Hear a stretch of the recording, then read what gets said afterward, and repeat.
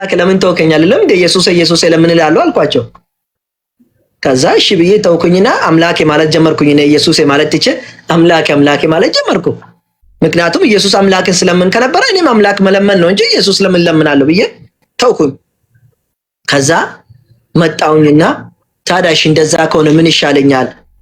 እንዴት ናችሁ ታዲያ? ኢየሱስ ክርስቶስ እናንተ የምታመልኩት ጥሩ አይደለም፣ እኔ እንኳን ትቼ ሄጃለሁ እናንተ ስላቸው፣ አይ ኢየሱስ እኮ እውነትም መንገድም እኔ ነኝ አለ፣ ከኔ በስተቀር ወደ አባትም ሄድ የለም አለ ነው።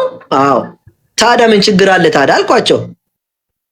ቦታውን ማት የምትፈልግ ከሆነ እያሳየውሽ ትፈልጋለሽ እያወጣው ወይስ እንደዚህ ላውራ? አዎ ከዛ በኋላ ልክ ይጀ ዮሐንስ 14 ቁጥር 1 ጀምሬ እስከ 6 ማንበብ ጀመርኩኝ። በእኔ እመኑ በእግዚአብሔር እመኑ ይላል ኢየሱስ ክርስቶስ።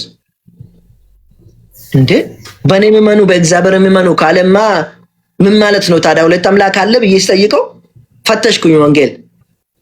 ከዛ በኋላ ለካ ኢየሱስ ክርስቶስ በእኔ እመኑ ማለቱ እኔ መልእክተኛ ነኝ ማለቱ ነው። በእግዚአብሔር እመኑ ስል ደግሞ አንድ አምላክ እንዳለ ነው። የት አገኘው ታውቃለሽ? ዮሐንስ ወንጌል ምዕራፍ 17 ቁጥር 3 ላይ አንድ አምላክ የምለው እንደ ወደዛ ዙሪያ እንኳን ባሳይሽ ደስ ይለኛልና መረጃዎችን ሰዎች አሳያት እያሉኝ ነው። ድንገት ክርስቲያኖችን መሆን ስለሚችሉ ላሳይልሽ፣ እነሱም ይማራሉ በዚህ። ከዛ ታዲያ ምንድነው ስል ለካ ኢየሱስ ክርስቶስ ያለ ነገር አለ። ምን አለ? አንድ አምላክ እንዳለ አስተማረ። ይኸው እውነተኛ አምላክ ብቻ አለ። እውነተኛ አምላክ ብቻ የሆንክ አንተን የላከኝንም አለ ኢየሱስ ክርስቶስ የላከኝ አለ። ይኸው ስንት አምላክ አለ? እውነተኛ አምላክ ብቻ አለ፣ አንድ ብቻ የሆንክ አለ። አንተን የላከኝንም ኢየሱስ ክርስቶስ ያወቁ ዘንድ ወይ ደግሞ ያውቁ ዘንድ ይህች የዘላለም ሕይወት ናት አለ።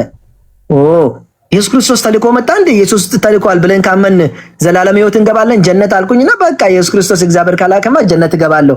አንድ አምላክ አለማ በቃ አንድ አምላክ እያመለኩ ነው። እኔ አንድ አምላክ አለ ምለው ቁርአን ብቻ ነው። ቁርአን ምዕራፍ 112 ላይ ምን ይላል?